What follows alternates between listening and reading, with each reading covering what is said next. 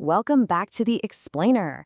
I am so thrilled to have you here today because we're diving into a truly fascinating paradox from American history.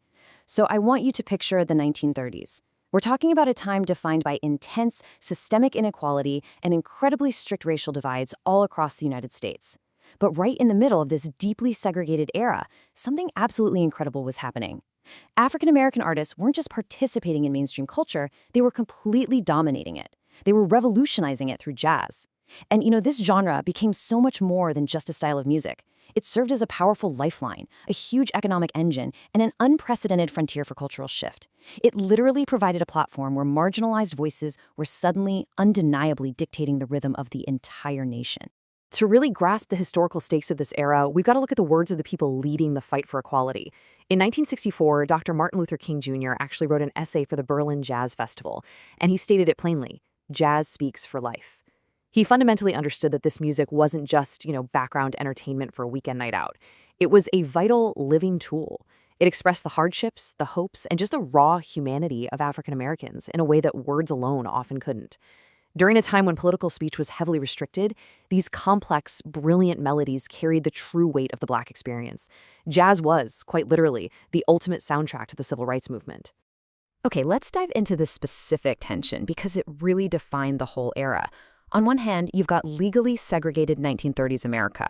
The division between Black and white Americans was strictly enforced in everyday life, dictating everything from where you could drink water to where you could live.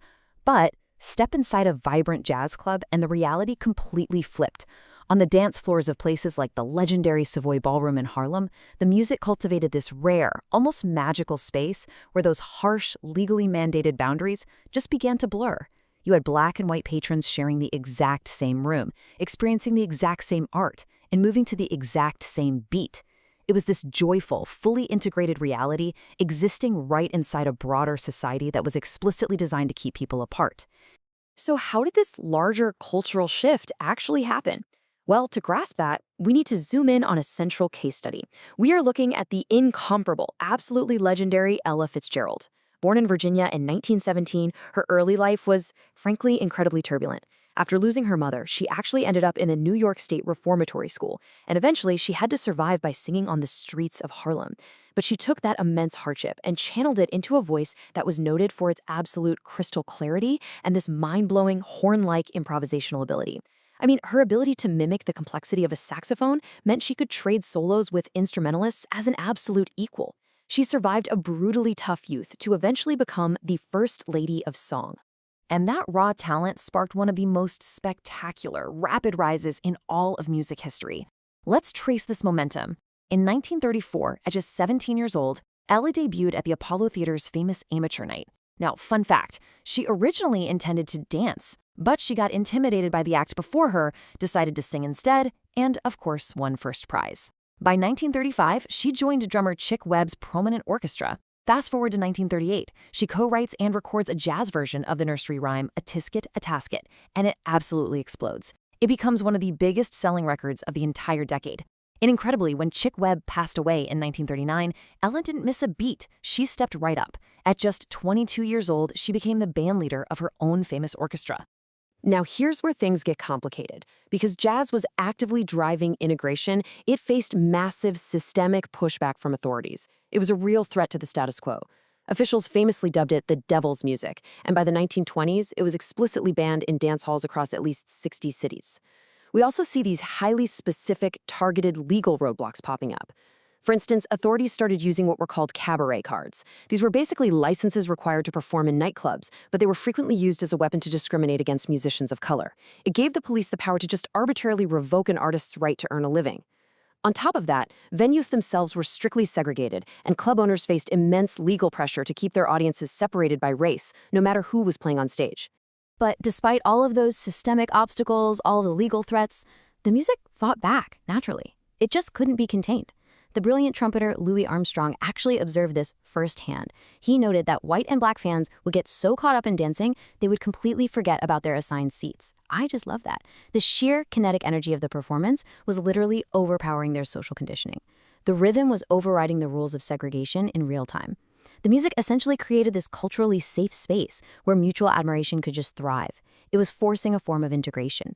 not through immediate legislation, but through this undeniable shared human joy that made those arbitrary laws feel completely absurd once you're on the dance floor. And the thing is, jazz artists weren't just passively letting their music do the work behind the scenes. Many of them were stepping off the bandstand and actively fighting the system, using their massive platforms and their capital. Which brings us to a really fascinating question. Think about this. How exactly did a canceled commercial flight lead to a major civil rights victory? Well, here's how it happened. In 1954, Ella Fitzgerald and her team were traveling for a huge tour in Australia. They held first-class tickets on a Pan Am flight, taking off from Honolulu. But after they had already boarded the plane, they were ordered off the aircraft. Pan Am even refused to let them get their luggage back, so they're stranded in Hawaii for 3 days. But Ella and her manager, Norman Granz, and by the way, Grantz fiercely demanded integrated seating at all his shows, they refused to just quietly accept this indignity.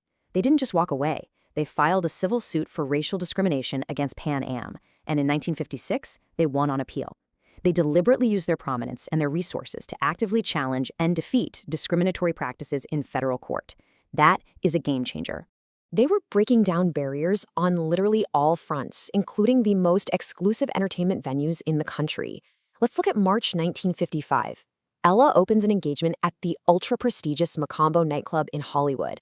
Now, this was a massive milestone because the Macombo had a long history of excluding Black performers.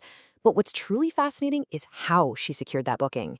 One of her biggest fans stepped in and personally lobbied the club's owner, promising to sit in the front row every single night if Ella was hired. And that fan? Marilyn Monroe. It's just a striking example of how Ella's unparalleled talent forged these powerful alliances across racial lines, ultimately forcing mainstream cultural integration in one of the nation's most famous, exclusive rooms.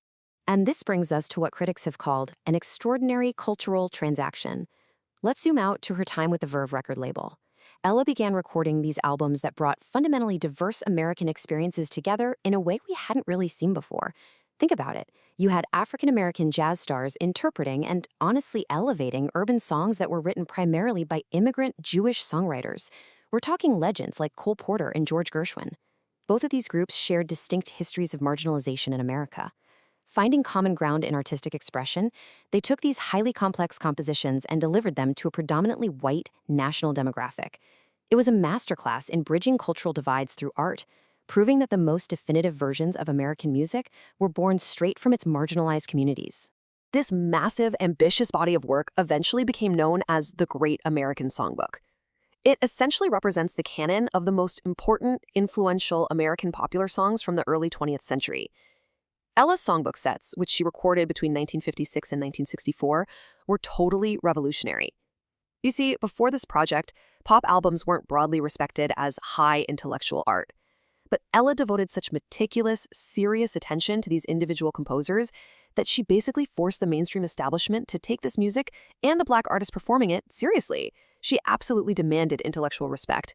In fact, her recordings were so definitive that Frank Sinatra actually prohibited his own record label from releasing similar composer-focused albums, just out of sheer respect for what Ella had accomplished. Now, while Ella was subtly reshaping mainstream American culture from the inside, her peers were utilizing the jazz frontier for direct, unapologetic protest. The music provided this essential, amplified space to voice outrage when society was desperately trying to enforce silence. Billie Holiday famously performed the haunting piece Strange Fruit, addressing the horrific lynching of Black Americans in the South directly. You had the brilliant bassist and composer Charles Mingus, who faced immense, terrifying pushback. He literally played his music through bomb threats that were called into his live performances. And of course, Nina Simone releasing the track Mississippi Goddamn in direct, furious response to the bombing of the 16th Street Baptist Church in Alabama. For all these artists, jazz wasn't just music. It was a highly visible mechanism for confronting racial violence head-on. So when we look back, Ella Fitzgerald's legacy is undoubtedly that of a true civil rights crusader. She achieved these monumental heights not merely through her unparalleled vocal talent, but by actively demanding absolute respect on segregated stages all around the world. Over her extensive career, she won 14 Grammy Awards. She was honored with the NAACP Equal Justice Award, the National Medal of Arts, and the Presidential Medal of Freedom. These accolades, they weren't just musical achievements to put on a shelf. They were distinct milestones of cultural victory over a system designed to hold her back. They firmly cemented her status as a global cultural ambassador who completely paved the way for future generations. We've explored how jazz functioned as this completely unstoppable frontier. It was a vital lifeline for African American artists that dismantled legal barriers, integrated dance floors, and fundamentally redefined American culture during the absolute peak of segregation. Looking back at this history, it really makes you wonder about the enduring, raw power of art right now, today. So I want to leave you with this final provocative question to think about. If jazz could achieve all of this in the 1930s and 40s, integrating spaces and shifting an entire national consciousness, what boundaries can music break down today? Thank you so much for joining me for this explainer, and keep exploring.